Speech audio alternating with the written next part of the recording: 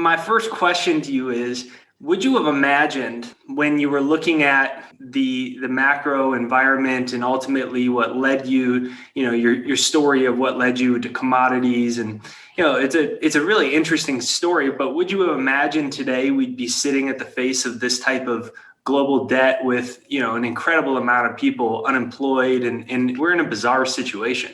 You're exactly right about that. We are bizarre, and it's certainly the worst in recorded history. Never before in recorded history has debt been so high. Unfortunately, the United States is the largest debtor nation in world history. No nation, I don't like saying any of this, Jake. I'm an American citizen, voter, taxpayer like you, but it's the highest debt that any nation in the history of the world has ever had. I knew for many years that America was building up its debt. I knew that our politicians were incompetent and out of control, but no, I never expected it to go this high before a collapse. We will have a collapse someday because history shows it always happens, but I never expected to get this high. So when you mention the word collapse, I guess the question is, and no one knows the answer really, but how long can they stretch this thing out? They said they printed 20-30% of all the US dollars in the last 12 to 18 months or so. You're talking an incredible amount of money being printed. So how long can this be stretched out? Well, that's an extremely good question. If you ask the Secretary of the Treasury, her name is Janet Yellen. She was head of the central bank. She said, don't worry, we have everything under control. We're not going to have any problems. Now, she's got a couple of fancy Ivy League degrees. So if you believe her, it's going to go on forever. No problems, never any problems. There's a theory going around now called MMT, more money today. They say, don't worry, we'll just print it. There's not a problem at all. So if you listen to them, you should not worry at all. However, I have read a little history and I've been around a while. And I know that throughout history, when you build up gigantic debts, eventually it leads to a crisis or a semi-crisis. We had a problem in 2008, as you remember. Well, since then, Jake, the debt has skyrocketed. All over even China now has a lot of debt.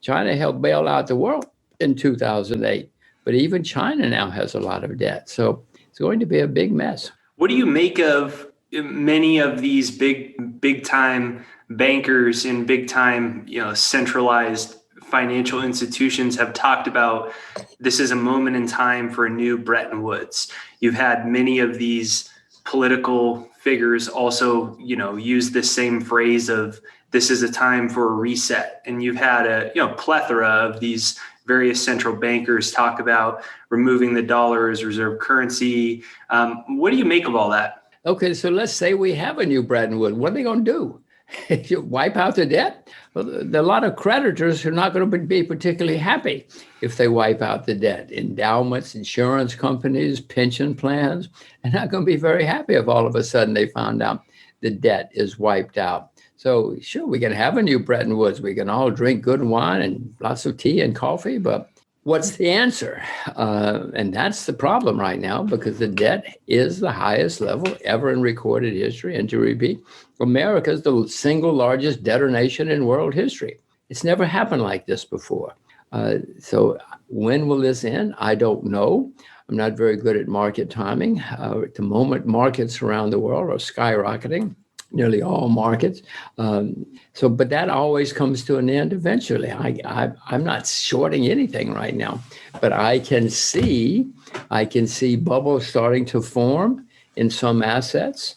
So this is it's always in. I've been to this movie. I've seen this movie before. I know how it ends. I don't know when it's going to end, but I know in the next couple of years it's going to end, and it's not going to be fun. Before we continue, help us by smashing that YouTube like button and subscribe now to this channel.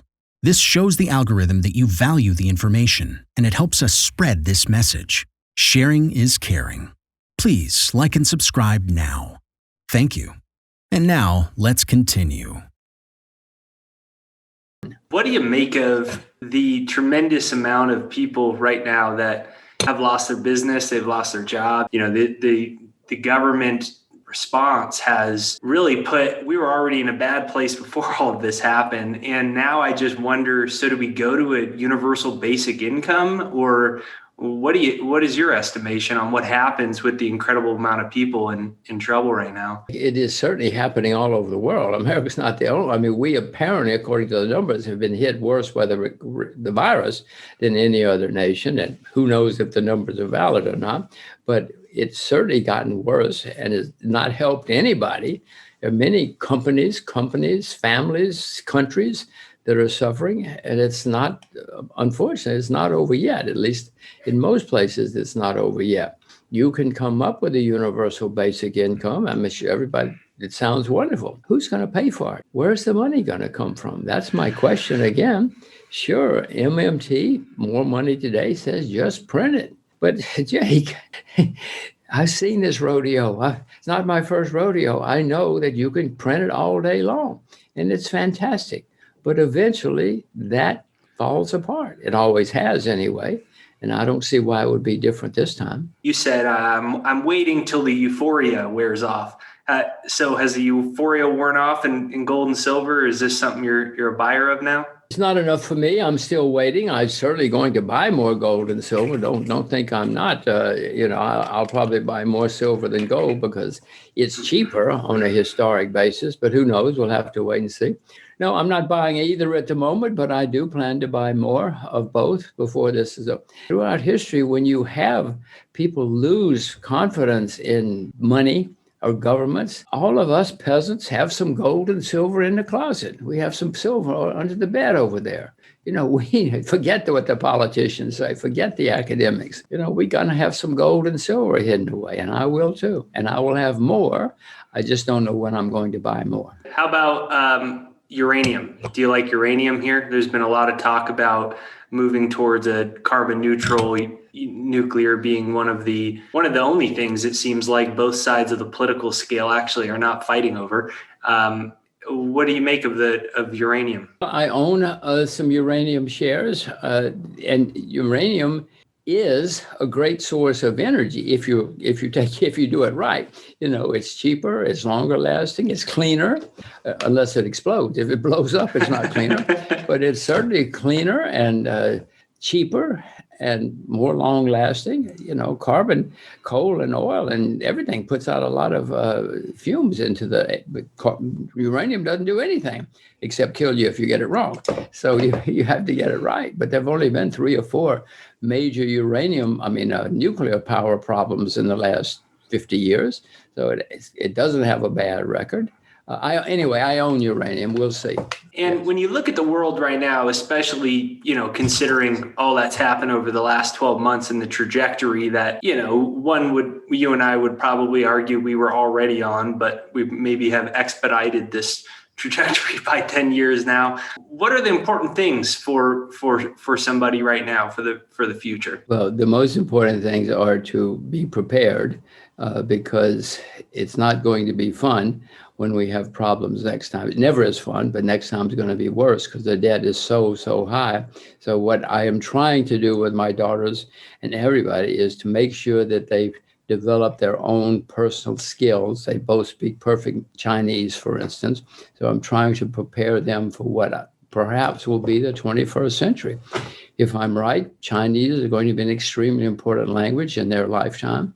And so that's one of the things I'm trying to prepare them for. What are the important financial philosophies you're trying to teach her? Well, I have been teaching them since they were born that they must save their money. One of the first things I did was to give them piggy banks, 6 piggy banks to be exact, so that they would learn that when you get money, you save it.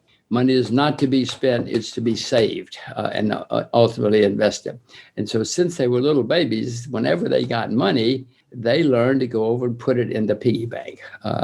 As you know, many people's lives have been destroyed because they didn't understand money. They ran up debts. They didn't have savings. They didn't invest. So the most important thing that I wanted them to learn was money is to be saved and invested, not spent. And I think that is sinking into them. So far, so good. What to do in such a situation? Inform yourself and keep your financial education strong. We from the Compact Group offer our loyal subscribers a free educational portal with firsthand monetary, financial, and economic knowledge. Enter our invite-only Insider Club by clicking the link below. You will get access to first-class information far earlier than the rest. We have prepared a special deal for all our members where you can access a giant pool of Robert Kiyosaki's financial wisdom for just $1. To find out more, simply click the link below and join our Insider Club absolutely free. But there is more you can and should do. Build up several streams of income. More and more people realize that they have to take their future in their own hands, but they don't know how and where to start. We from Compact offer our Insider Club members unique opportunities. Strengthen your financial muscle and get the edge. Click the link below. Become part of our free Insider Club. No financial obligations. But there's one important thing you have to know. You have to become active. So do it now. Become active and see you on the other side.